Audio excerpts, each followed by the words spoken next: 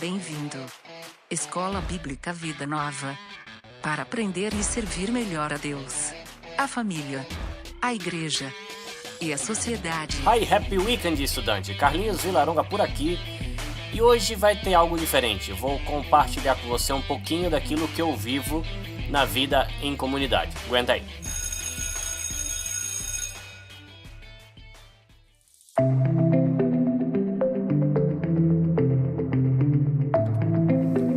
Talvez você me conheça só pelo podcast, mas eu também estou envolvido com a parte de ensino, de compartilhar a palavra na igreja que eu faço parte, na cidade de Toyohashi, no Japão.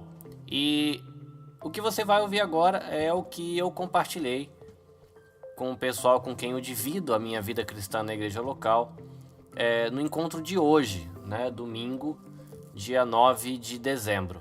É uma reflexão sobre um ano que passa, um ano que vem, e espero que seja aí útil para você também que acompanha aí o nosso podcast. Então segura aí.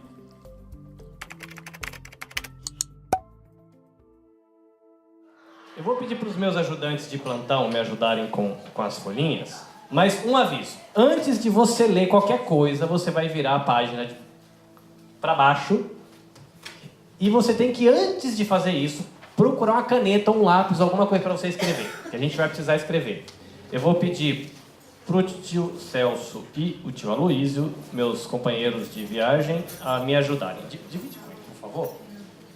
A gente começa, como sempre, uma folha para cada família, depois, se sobrar, quem quiser mais para rabiscar, pode ter. Tá? Procura uma caneta, procura um lápis, eu acho que talvez ali no fundo não tenha.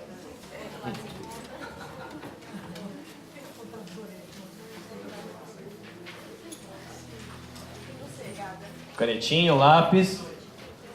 Se por acaso você não conseguir canetinha e lápis, desde que você coloque o seu Keitai no modo avião, para não ficar entrando mensagem do Facebook, anota no Keitai, não tem problema. Começa com a pregação, no final tá dando joinha, né?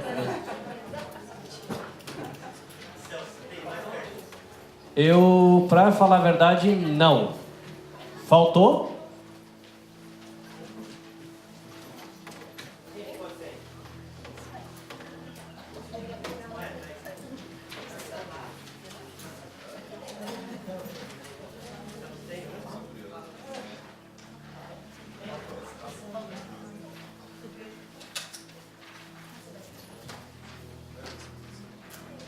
Ok. Então, só um instante.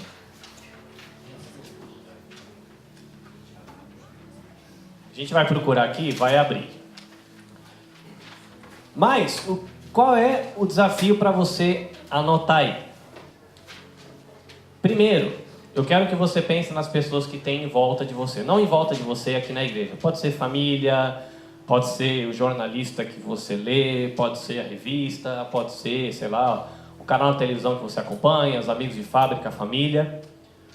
As pessoas que estão em volta de você, o que elas valorizam mais?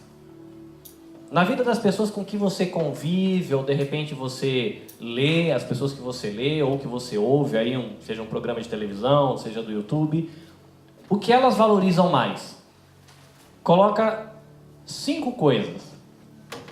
Pode ser dinheiro, fama, trabalho, família, beleza física, não sei. O que você acha, na sua opinião, nas pessoas que estão aí dentro do seu convívio, o que elas valorizam mais? 5 coisas. Depois, na segunda listinha, vai para você. O que você valoriza mais, pessoalmente? 5 coisas. Ok?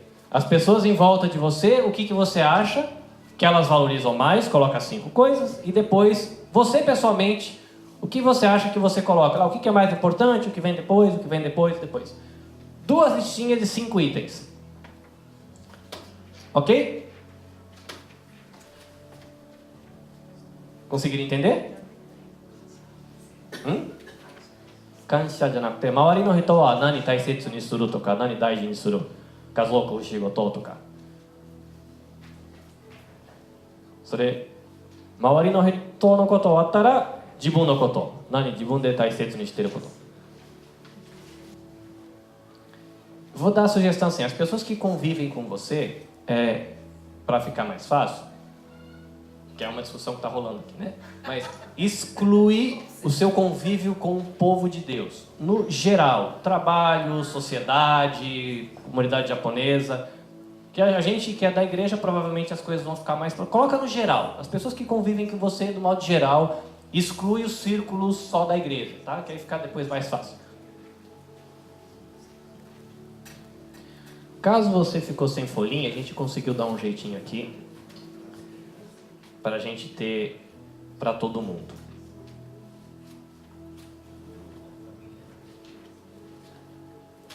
Conseguiu? Como que está a sua lista aí?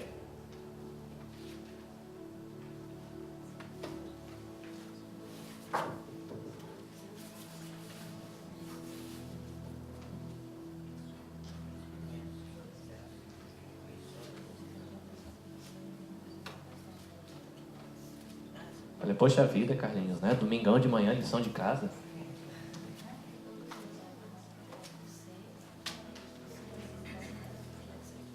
Isso, a segunda lista, coloca o que para você, ou talvez aí para no seu caso, se você tiver com a sua esposa, o que vocês acham mais importante. E a primeira lista, a pessoa que você convive, seja no trabalho, ou de repente um youtuber que você acompanha, programa de televisão que você vê, o que você sente que as pessoas que você tem contato valorizam mais, o que elas acham mais importante. O tema do nosso bate-papo vai ser esse aqui, ó. Ano velho e ano novo. A gente está em dezembro, costuma ser aquela época onde as pessoas param para pensar um pouquinho como é que foi o ano que passou, e costumam parar para pensar como é que vai ser o ano que está chegando. E eu não lembro bem que propaganda que tinha, eu tenho a sensação que alguma coisa da Rede Globo que falava assim, né? Mais um ano vai, outro ano vem, passa tanta coisa, mas tá tudo bem, e pra comemorar, parararará, né? E aí, ano vai, outro ano vem, muita coisa passou, mas será que tá tudo bem? E a gente vai fazer uma reflexão no texto de Êxodo 20, capítulo 1 a 17. Êxodo 20, capítulo 1 a 17, é quando nasce o que a gente poderia chamar da primeira Bíblia, vamos colocar assim, que é quando Deus escreve as 2 tábuas de pedra e dá para Moisés. Hoje a gente tem, a Elisa estava falando de Bíblia, hoje a gente tem ela em formato de livro. Antes dela ser assim encadernada, os antigos eram códex. Quem que estudou aí na escola bíblica que lembra o que é um códex? Códex é o tataravô do livro, uma folha cortada, quadrada e amarrada ali. Antes disso era livro, que não era livro, porque era rolo. Tinha que ficar girando assim. E antes disso você ainda tinha coisas que eram escritas em argila, escritas em pedra. E Deus ele dá as 2 tábuas de pedra para Moisés. Eu quero pedir para alguém, primeiro, ler Êxodo 20, versículo 1.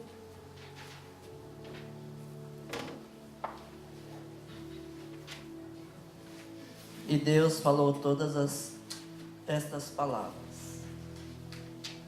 Muito obrigado. E Deus falou todas essas palavras. Então a gente vai ter uma palavra de oração e a gente segue para o nosso bate-papo.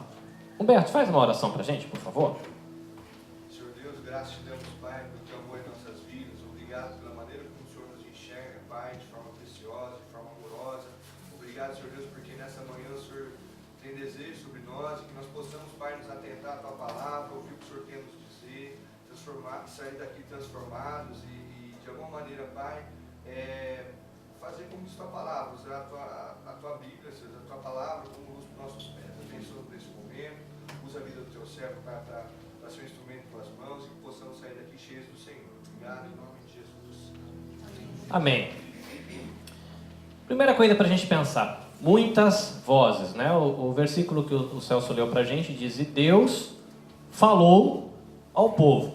E a gente sabe que no mundo existem muitas vozes que procuram dizer para a gente o que é importante, né? Eu listei algumas coisas. A gente tem escritores, a gente tem jornalistas, nós temos professores, a gente tem agora na era de internet os youtubers e os podcasters que dizem para a gente o que é importante. Temos os religiosos e mais um montão de gente dizendo para você o que é importante, o que você deve valorizar, o que é menos importante, o que é mais importante. Aí dentro desse universo de tanta gente propondo para nós o que é importante e o que não é importante, o que é mais importante do que é importante, o que é mais ou menos importante, como é que a gente vai decidir no que a gente vai investir tempo, no que a gente vai investir recurso e no que a gente vai investir os nossos talentos? Se às vezes essas vozes elas são até conflitantes. Adão e Eva, eles ouviram a voz também, não ouviram? Ouviram a voz de Deus, mas também chegaram o momento onde eles ouviram a voz errada, que foram quando eles pararam para ouvir a serpente, ou o diabo, o enganador, o maligno. Eles ouvem a serpente e aí eles mudam as prioridades daquilo que era importante para eles, aquilo que era mais valioso, aquilo que era menos valioso, e começam a decidir como é que eles iam investir o tempo, os talentos e o que eles tinham. E a gente sabe pela história da Bíblia, lá no comecinho do livro da Bíblia, de que ouvindo a voz errada, eles escolheram investir do jeito errado e não deu muito certo depois. Né? Então, Adão e Eva, eles ouviram a voz errada, eles duvidaram de Deus, porque Deus tinha dito para eles: ó, se comer, morre. A serpente falou: não é bem assim não, será que foi isso mesmo que Deus disse? Não, falei. Duvidaram de Deus, rejeitaram o que ele disse, porque não era para ter mexido lá, e rejeitaram o que ele disse que era importante. Essa foi a escolha de Adão e Eva: ouvir a voz errada, traçar o seu caminho ouvindo a voz errada, e o que acabou tendo prejuízo. E o que a gente vai fazer? Qual será a nossa escolha? Que voz a gente vai ouvir? Como decidir o que é importante e o que não é, o que investir tempo, talento e recurso? E aí entra o texto que a gente leu, o primeiro versículo. E Deus falou ao povo. Onde que esse povo estava? O povo estava no Monte Sinai. Na verdade, o povo não estava lá no monte. O povo estava perto do monte. E Deus falou para Moisés, falou: você vem aqui que eu vou falar com você. Eu vou falar com o povo. Marca uma cerca aí em volta desse monte, para o povo saber de que quando vai lidar comigo tem que ter respeito. Então não é para nada tocar esse monte, porque eu vou falar daqui e eu vou falar com você. Vou falar com o povo, mas não é para o povo também abusar. Tem que saber que tem que ter respeito aqui. E eles estavam chegando ali no pé do Monte Sinai, depois de eles terem saído do Egito, e eles estavam caminhando para a terra que Deus tinha prometido dar a Abraão. Então esse é o ambiente histórico onde a gente estava, né? Quando a Ilmo cantou, né? Escolheu a música, né? Deus é um Deus de aliança, né? Um Deus de aliança, o que quer dizer isso? É um Deus que quando ele faz um contrato com alguém, quando ele diz que ele vai fazer, ele faz. Isso que é aliança. Né? Pra gente aliança é esse negocinho que tem no dedo, né? Que no meu caso não está aqui. Mas não estou rebelde não, tá lá em casa, que eu sou magrela, tá caindo o dedo. Mas aliança pra gente é isso, né? A gente brinca assim: nós vamos fazer uma aliança, né? Mas na verdade na Bíblia, quando Abraão fez aliança com Deus, fez aliança com Abraão, que na verdade foi ao contrário, né? Não foi Abraão que fez, foi Deus que fez com ele. Eles cortaram uma aliança, porque o jeito de mostrar compromisso era diferente. Eles cortavam um animal no meio e passavam no meio do animal. Quando, imagina, se eu tivesse comprado, o Carlos Eduardo tivesse comprado um negócio do Carlos Eduardo e a gente tivesse... Eu tenho o meu clã, ele tem o clã dele, o clã dos Carlos Eduardo, a gente faz um contrato. Então a gente cortava um animal e passava no meio do animal e eu dizeria para ele: Carlos Eduardo, se eu falhar no meu compromisso com você, que a minha divindade, que aí cada pessoa do contrato clamava para si, me castigue e faça comigo isso que foi feito com os animais se eu pisar na bola com você. E ele viraria para mim: Carlos Eduardo, se eu pisar na bola com você, que a minha divindade faça comigo o que é feito ali. Tá? E é isso que quer dizer aliança. Então quando fala Deus de aliança, é um Deus que ele é comprometido. Deus tem algum outro Deus maior que ele para chamar como... Não. Então ele simplesmente fala assim, ele bate no peito e fala assim, eu vou fazer porque eu estou falando que eu vou fazer. E ele falou para Abraão de que ele ia dar aquela terra para o povo. O povo acaba indo para o Egito. Depois vira escravo no Egito. Mas Deus é um Deus de aliança, é um Deus que não é homem para mentir. É um Deus que quando ele diz, ele faz cumprir. O povo ficou escravo no Egito. Ele levanta Moisés, ele capacita Moisés, faz um monte de milagre, tira o povo de vai e vai levar de volta para a terra que ele prometeu dar, assim como a música que a gente cantou hoje diz. E esse povo ia para essa terra, mas não era só para ficar lá comendo goiaba, jaca e jabuticaba. Saudade, né? Goiaba, jaca e jabuticaba, pois é. Não era só para ficar lá de boa. Esse povo tinha a missão de ser luz para as nações. Agora, como é que deveria viver um povo que tinha essa missão? Deus estava cumprindo a promessa dele para o antepassado desse povo, estava levando esse povo para aquela terra, e naquela terra eles iam viver esse contrato, esse compromisso que Deus tinha feito com eles, mas eles também tinham a missão de ser luz para as outras nações. E como é que vive um povo desse? Então, para responder essa pergunta é que Deus entrega as 2 tábuas, ou as 2 pedras, onde estão escritos os 10 mandamentos, da onde depois desdobra tudo o que você vai encontrar na lei de Moisés, e onde depois lá na frente Jesus pega e resume dizendo que o mais importante de tudo é você amar a Deus de todo o seu coração, de toda a sua alma, de todo o seu entendimento, e amar o seu próximo como você ama a si mesmo. Tá? Então, dos 10 mandamentos desdobra toda a lei, e se você for resumir, fica nessas 2 frases.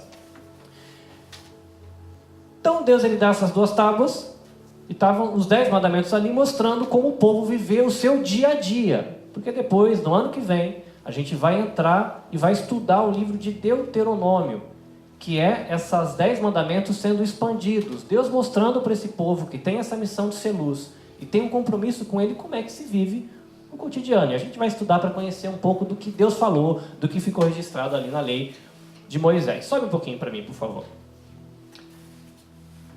Então, como Deus deixou... Aí tá bem legal. Deixou os 10 mandamentos, um pensamento para a gente guardar é de que um povo que é realmente livre, ele tem um caminho para andar. Deus ele livrou o povo da escravidão do Egito e está levando para a terra que ele prometeu. Esse povo tem uma missão. Mas Deus não tirou os caras de lá e falou assim, agora fazem o que der na telha, porque cada um agora tem o seu nariz, então decida o que fazer com o seu nariz. Não. Deus mostra para ele que liberdade real é liberdade que tem caminho para andar. E esse caminho é traçado por regras de conduta, que é o que a gente vai ler agora nos 10 mandamentos e ver como é que Deus mostra esse caminho da liberdade. Não é porque hoje o que a gente ouve, às vezes, de muitas pessoas, e a gente vai conversar um pouco sobre o que tem na lista aí que vocês anotaram, né, o que a gente encontrou, as pessoas, elas traçam um caminho de liberdade, ou pelo menos muita gente pensa em liberdade como sendo uma liberdade que não tem caminho nenhum.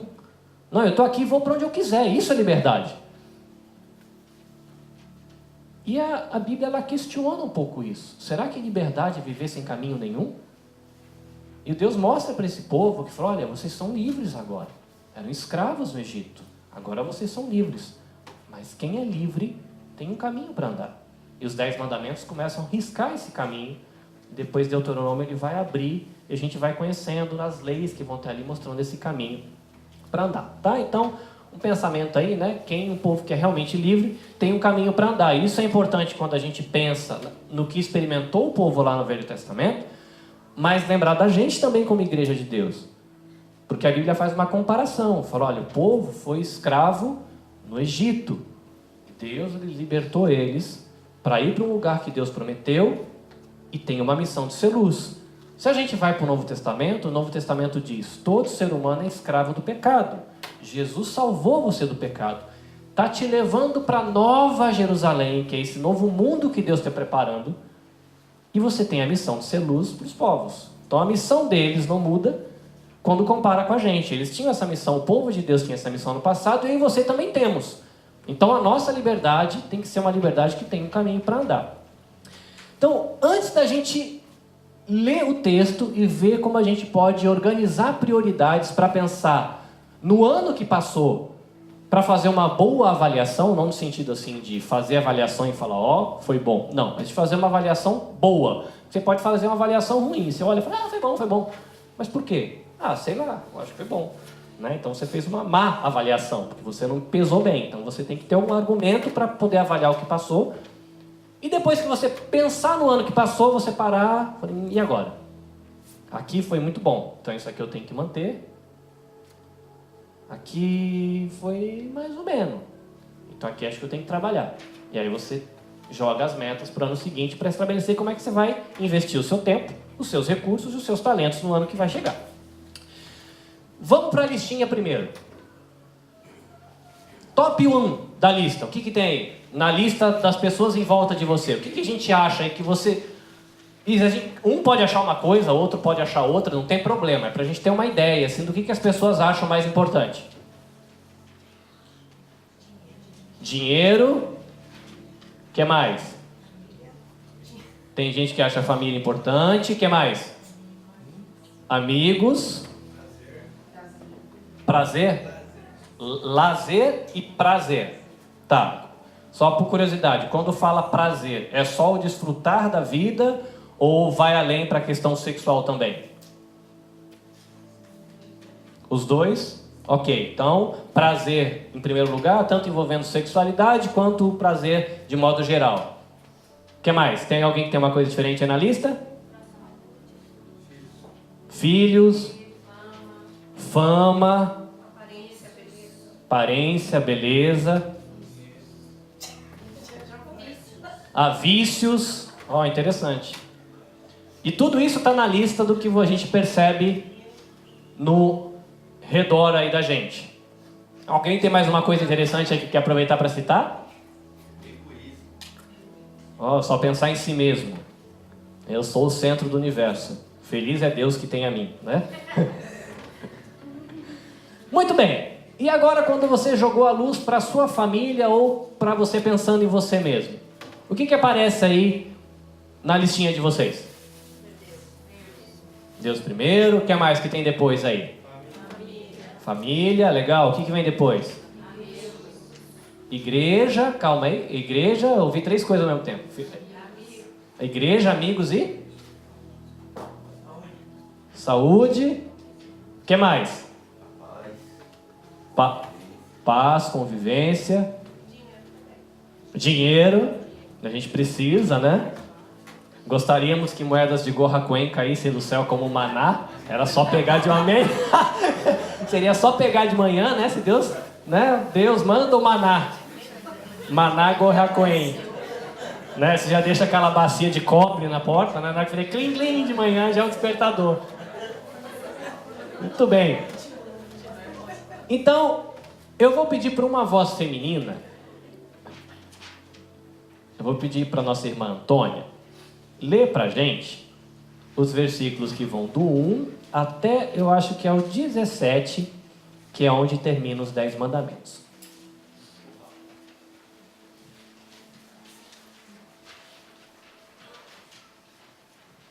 E Deus falou todas estas palavras. Eu sou o Senhor, o teu Deus que te tirou do Egito, da terra da escravidão. Não terás outros deuses além de mim. Não farás para ti nenhum ídolo, nenhuma imagem de qualquer coisa no céu, na terra ou nas águas, debaixo da terra. Não te prostrarás diante deles, nem lhes prestarás culto, porque eu, o Senhor, o teu Deus, sou Deus zeloso, que castigo os filhos pelos pecados de seus pais até a 3ª e 4ª geração. Daqueles que me desprezam, mas trato com bondade até 1000 gerações aos que me amam e obedecem aos meus mandamentos. Não tomarás em vão o nome do Senhor, o teu Deus, pois o Senhor não deixará impune quem tomar o seu nome em vão. Lembra-te do dia de sábado para santificá-lo. Trabalharás 6 dias e neles farás todos os teus trabalhos. Mas o 7º dia e o sábado, dedicado ao Senhor, o teu Deus. Nesse dia não farás trabalho algum, nem tu, nem teus filhos ou filhas, nem teus servos ou servas, nem teus animais, nem os estrangeiros que morarem em tuas cidades. Pois em 6 dias o Senhor fez o céu e a terra, o mar e tudo que neles existe. Mas no 7º dia descansou. Portanto, o Senhor abençoou o 7º dia e o santificou. Honrarás teu pai e tua mãe, a fim de que tenhas vida longa na terra que o Senhor, o teu Deus, te dá. Não matarás, não adulterarás, não furtarás, não darás falso testemunho contra o teu próximo. Não cobiçarás a casa do teu próximo, não cobiçarás a mulher do teu próximo, nem seus servos ou servas, nem seu boi ou jumentos, nem coisa alguma que lhe pertença. Obrigado. Bom, como é que esses mandamentos vão ajudar o povo de Deus, a viver na terra, na sua aliança, no seu compromisso com Deus e estabelecer esse caminho para andar? E a gente vai conversar um pouquinho e tentar tirar uma ideia de como a gente organizar a avaliação do ano que passou, usando a lente que Deus propõe para você fazer essa avaliação e tendo aí um chão para você construir como é que você vai pensar o outro ano que está seguindo. Então, o povo ouviu Deus falando, versículo 1. Eu estou usando aqui a nova versão transformadora, né? Com a nova geração, né? A gente falou de escrito em pedra, escrito em argila, escrito em rolo, escrito no códex, no livro, e agora a gente está nos digitais, né? No meu caso, que é a próxima geração das Bíblias. Versículo 2 aqui na nova versão transformadora diz: Eu sou o Senhor, o seu Deus, que o libertou da terra do Egito, onde você era escravo. E aqui Deus ele estabelece o alicerce do porquê ele tem, vamos dizer assim, autoridade para deixar essas regras ou estabelecer esse caminho para a sua liberdade e para a minha liberdade. Primeiro, porque ele é o Senhor. Como é que está escrito Senhor aí na sua Bíblia? Por que está escrito Senhor em maiúsculo e não está escrito Senhor com letrinhas normais?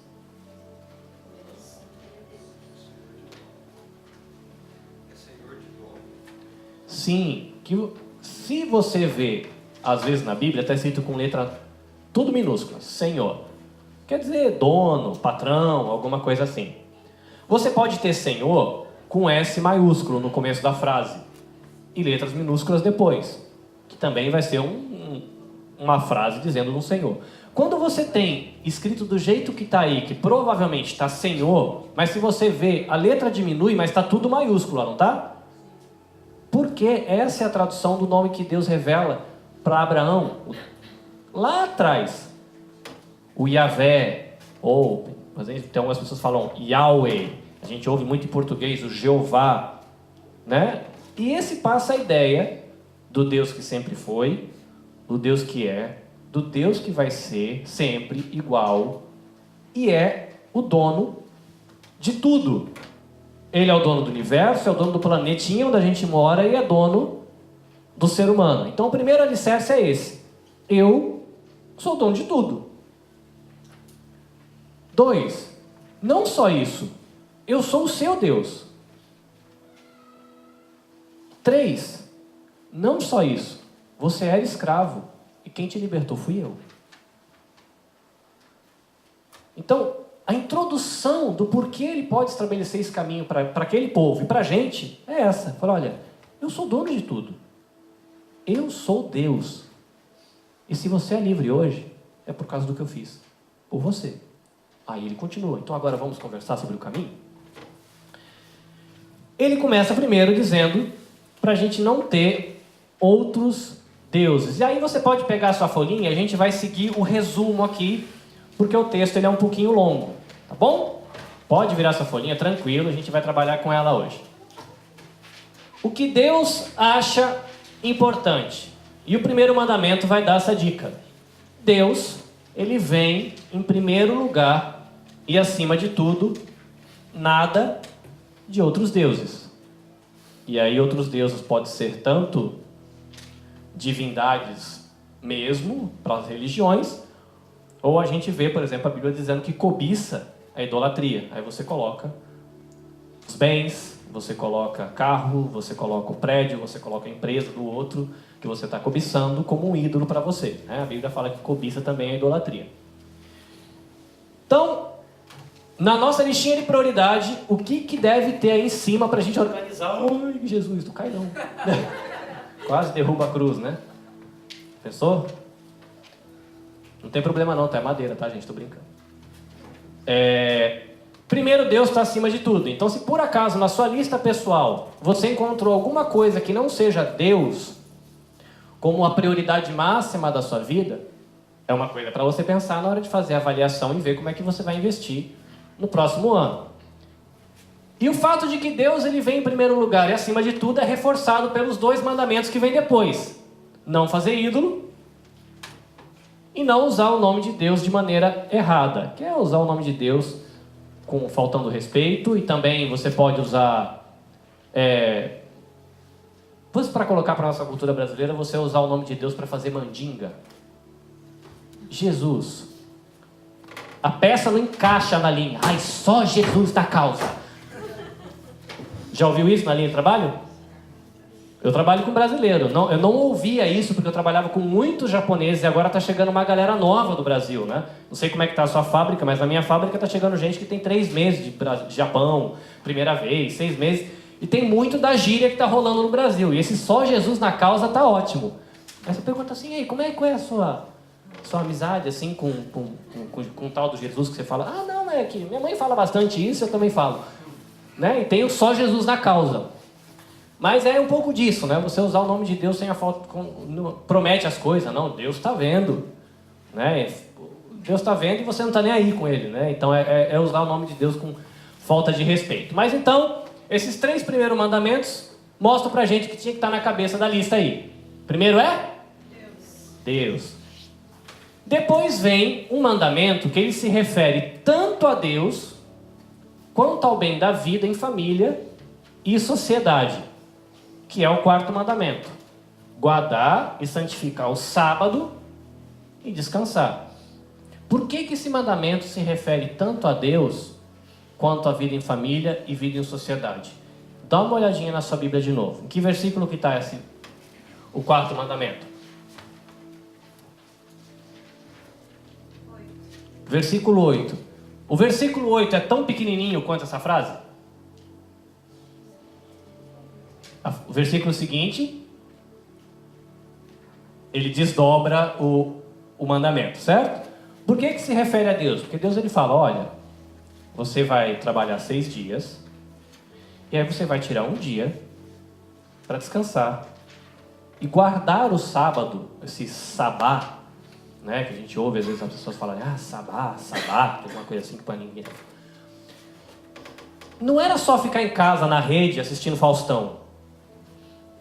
Era ter um dia para pensar na palavra, para ter um tempo de se reunir com o povo de Deus, era um tempo de dedicação a Deus. Tinha muita coisa em dia. Era um tempo de você reconhecer que é Deus que te sustenta, porque hoje você tem aposentadoria, hoje você tem seguro-desemprego. Lembra que nessa época não tinha nada disso. Se você ficasse com o seu dedão inchado e não conseguisse trabalhar, não tinha o que comer. Então você tinha que confiar em quem? Deus. Só que aí rola aquela insegurança. E se meu dedão inchar? Quem que põe comida na minha casa? E se eu não trabalhar todo dia? Outra coisa que dá saudade, né? Para colher mandioca, para fritar, para comer aqui. Quem que vai trazer mandioca na minha casa? Aí Deus ele fala, eu vou fazer isso. E para você sempre lembrar de que o sustentador seu sou eu, você vai parar um dia da semana. Você não vai trabalhar todo dia, você vai trabalhar 6 e vai folgar 1. E nesse dia você vai gastar tempo comigo e vai lembrar que eu te sustento. E nesse dia também você vai ver que era pro escravo descansar, acho que tem aí pro animal descansar. Então tinha um tempo, é um mandamento que ele foca em Deus, mas ele também joga o foco na sociedade e na vida em família. Era um tempo para comer com a família, era um tempo, de repente, para adorar a Deus em família, era um tempo para você bater papo, jogar bola, jogar bolinha de gude, sei lá. É um tempo que tinha aí para cima e para baixo, né? Tanto para Deus quanto em família.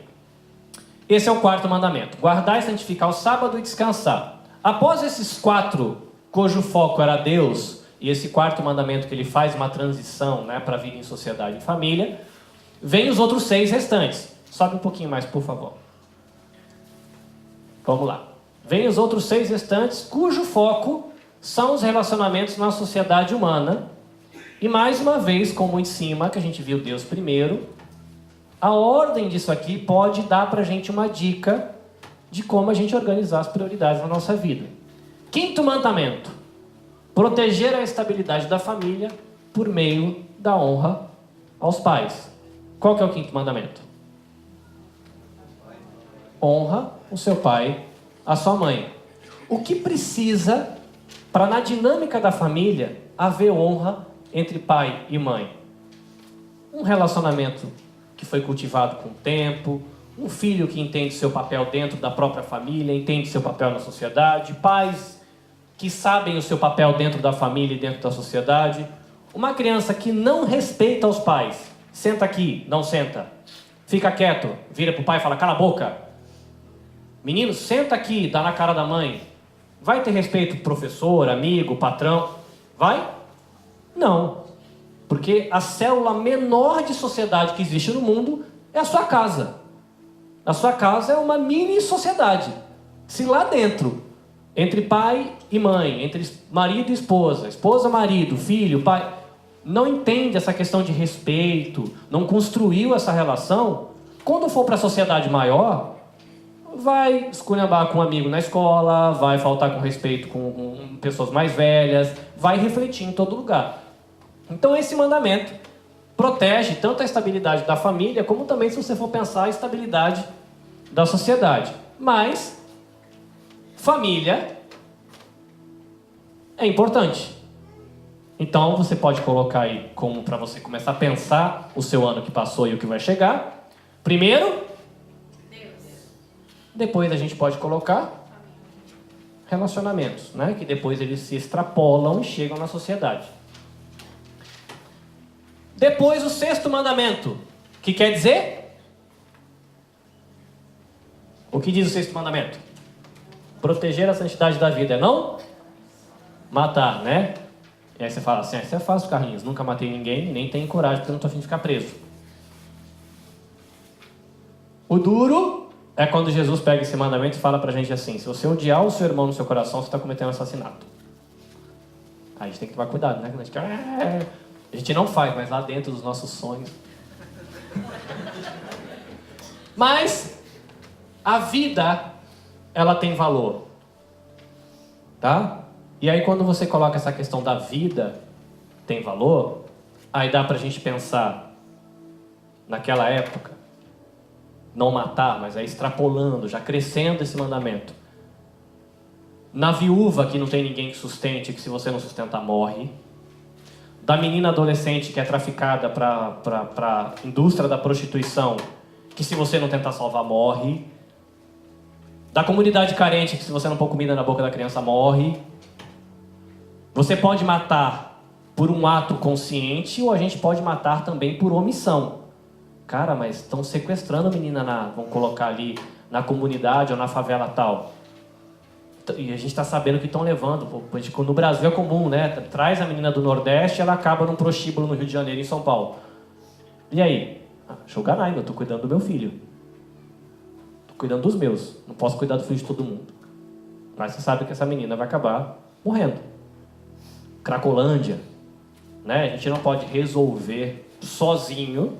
Eu não consigo resolver todos os problemas do mundo, mas aqui Deus estabelecendo uma ordem para você pensar. Primeiro você coloca Deus lá em cima, você coloca o cuidado com a sua família, mas lembrar também de que você tem que ter esse valor pela vida. A vida da pessoa que está sentada aí do seu lado, ela pode ficar doente, né? A gente pegando não casos tão graves, ela pode passar por um problema que ela vai ficar sem sustento, ela pode é comum aqui no Japão passar por um problema de depressão, um problema que ela tem que ficar internada, você tem que valorizar a vida. Porque a gente pode pensar assim, está doente, morreu, fazer o quê? Né? A gente pode pensar assim, mas a gente pode valorizar a vida, a gente vai organizando. Então, primeiro é, depois vem, e depois vem vida. Depois, lá no 7º mandamento, né? Lembra que quando a gente conversou que as pessoas valorizam mais a questão do prazer, já estava meio que no começo da lista. Aqui está no 7º. Proteger a santidade do sexo e do casamento. Quer você não cometer? Adultério. Né? Tanto o adultério é tanto do casado que vai sair com outro casado ou outra casada, quanto o adultério também é da moça solteira que se apaixona pelo cara casado, ou do cara solteiro que sai para dar um rolezinho com a moça casada. Né? Então, para um lado, se você pegar um casado e um solteiro tendo um caso, o que você tem ali? A aliança do casamento sendo quebrada, a santidade do casamento sendo quebrada, e aquele que não é casado ainda bagunçando a sua sexualidade. Então, o prazer e o sexo é protegido aqui na questão do 7º mandamento. Deus está falando, eu falei, vai com calma, porque sempre vai haver no mundo um homem casado que é super bonitão, uma mulher casada que é super bonitona, e você que é casado é casada, mulheres bonitas e homens bonitos haverão o tempo todo. Então a gente, quando assume um compromisso, a gente vai ter que segurar a onda, porque não dá para ficar trocando igual carro. Né? E tem gente aqui no Japão que troca bastante carro. Mas a Bíblia está dizendo que esposa não é para trocar igual carro. Né? Marido também não. Ainda que o seu seja chato, pede para Deus ajudar, né? Vai trabalhando, né? Bota uma roda, né? Coloca uma sainha, tá? Aí ele vai ficar bonito, vai ficar usado, né? E você vai poder dizer assim, é velho, mas tá pago. Muito bem, proteger a santidade do sexo no casamento. Então a gente poderia colocar o prazer sexual aí depois. Primeiro vem? Depois? Depois?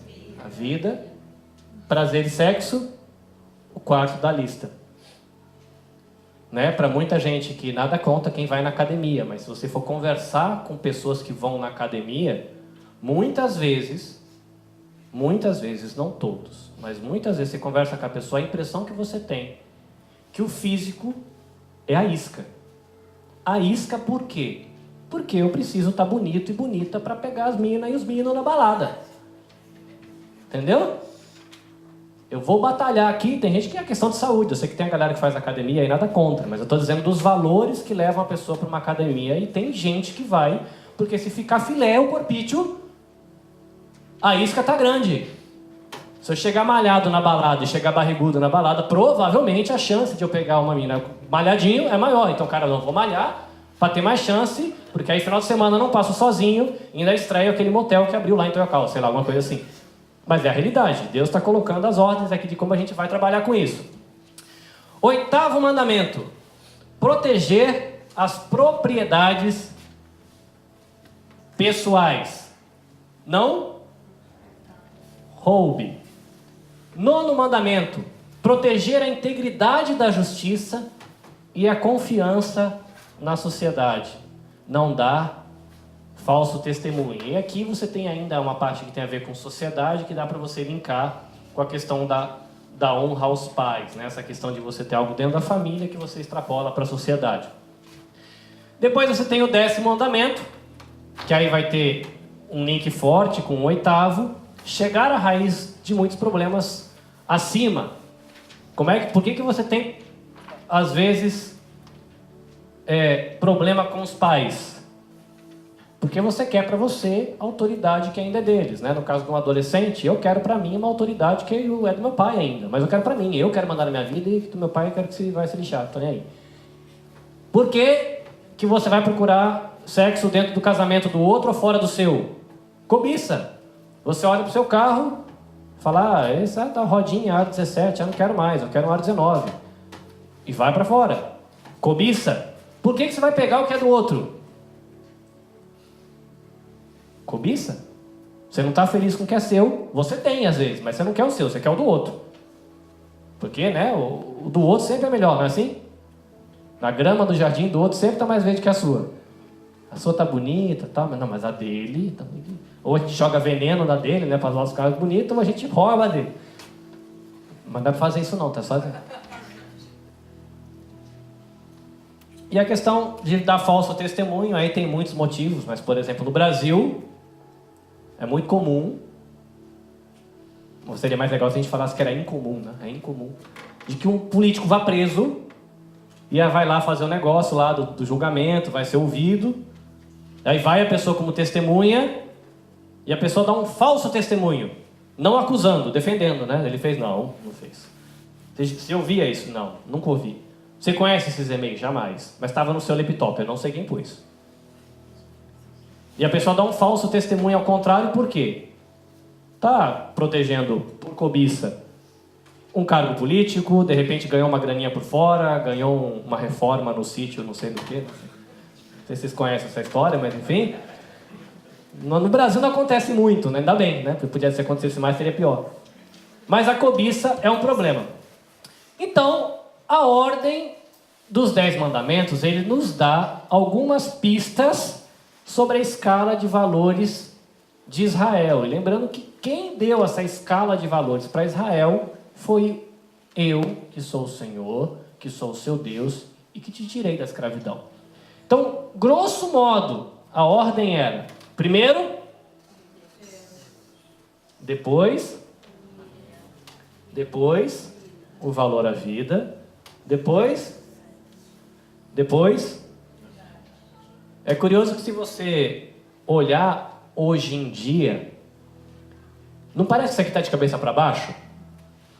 Primeiro que você precisa ter. Você é o que você tem, para que você tenha status. Você sendo e tendo, você consegue fácil? Não tem vergonha não, não é pecado falar sexo não. Pecado é pegar alguém fora do casamento. Pode falar sexo, né? Sexo, tá vendo? Não é feio, tá, gente? Não tem problema falar parte dos corpos para o seu filho. A gente tem medo de falar, ai meu Deus, falar de sexo na igreja. A gente não vai falar de sexo sujo. A gente vai falar de sexo que tem santidade no casamento. Então, parece que vem propriedade primeiro que você tem, porque com o que você tem você consegue mais fácil sexo. Aí depois eles colocam a vida, porque tem a galera que gosta de abraçar árvore, já viu isso? Já ouviu falar disso? Tem gente que sai e abraça a árvore, porque você precisa amar a vida. Salvar as tartarugas e o golfinho.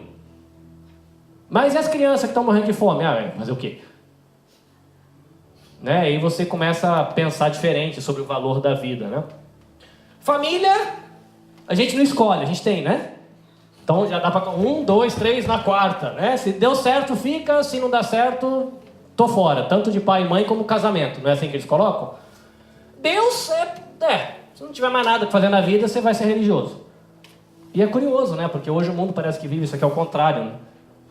E Deus está dizendo para a gente, quando você for organizar sua rotina, o seu dia a dia, o seu trabalho, os seus estudos, em como é que você vai investir as qualidades, as capacidades que Deus te deu, Deus é primeiro. Mas só um cuidado, só um último pensamento aqui, antes da gente ir para essa pergunta que a gente encerra aqui.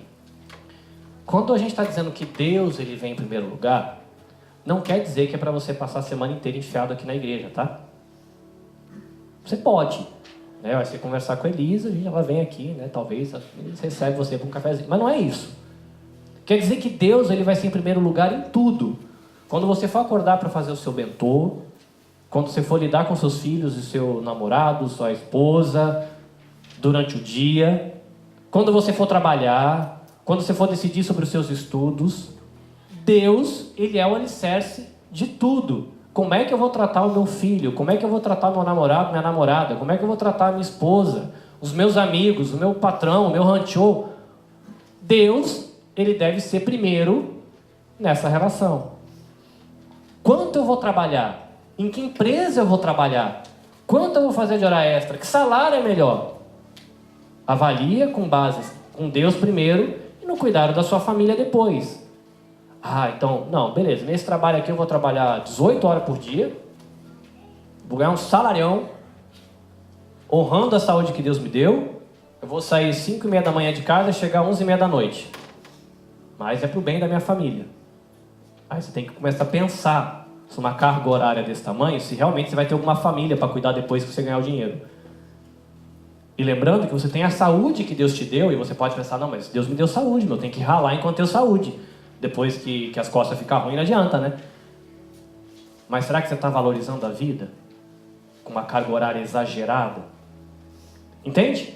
Os 10 mandamentos não dizem para você que trabalho você vai, que hora você entra e que hora que você sai. Mas traz um caminho para você poder pensar em como fazer essas escolhas. E o que é legal é você olhar para trás e ver como é que foi o meu ano. Como é que eu relacionei a vida da minha família com Deus? Como é que eu relacionei as minhas finanças com a minha família? Como é que eu relacionei, os meus tempos de trabalho e o tempo de assumir com essa valorização da vida, tanto da minha quanto da vida da minha família e de outras pessoas que eu conheço? E isso vai te dar um norte para você fazer a avaliação. E entendendo que os 10 mandamentos colocam esse caminho para você trilhar, e aí fica a pergunta para você levar esse papelzinho para casa e poder pensar com calma agora no mês de dezembro do ano que passou, e pensar como é que você vai fazer as coisas do ano que vai chegar. A gente está administrando e investindo o nosso tempo, os nossos recursos e os nossos talentos de acordo com a ordem de valores propostas por Deus? Às vezes sim, às vezes não. Às vezes você colocou a propriedade logo depois aqui da vida, então eu cuido da família, então eu preciso ganhar bastante dinheiro, construir 5 casas, e vem ao contrário. Às vezes você colocou talvez o sexo invertido com outra coisa. Então essas coisas vão te dando um norte, tá? Leva esse papelzinho para casa, usa como um caminho. Deus, ele abriu o caminho para o povo que ele tinha liberto da escravidão para viver uma vida de liberdade. Os 10 mandamentos para a gente hoje abrem um caminho para o povo que foi aberto da vida de escravidão do pecado para viver uma vida de liberdade em Cristo. Então, analise, avalie o ano que a gente passou e projete o ano que vai chegar usando esse caminho de liberdade que Deus deixa para mim e para você. Amém? Bom, a gente vai orar agradecendo a Deus por esta palavra e depois eu passo a palavra para Elisa Quina. Deus, obrigado porque a gente tem a Bíblia em português, foi algo que a gente foi lembrado hoje. Obrigado porque realmente a gente não tem um tipo de Bíblia, a gente tem um montão. Então, se a gente gosta de ler difícil, tem Bíblia para quem gosta de ler difícil. Obrigado, Deus, para quem tem Bíblia para quem gosta de ler fácil. Obrigado para quem nem gosta de ler, a gente tem Bíblia em áudio. A sua palavra chega para a gente de maneira fácil agora, né? A gente está andando com um smartphone no bolso, Deus, e às vezes atrapalha a vida, mas é muito útil também. Então a gente te agradece pela tecnologia que a gente tem. Deus, obrigado por poder olhar para os 10 mandamentos, que o Senhor falou há tanto tempo atrás, que parece que é uma coisa assim tão atual e mexe tanto com a gente. Deus, mais do que ouvir história bonita e dar risada, nos ajuda a pensar sobre o ano que passou e sobre o ano que está chegando, para ver se realmente está tudo bem, baseando, ó Deus, nos valores que o Senhor deixou para a gente como teu povo.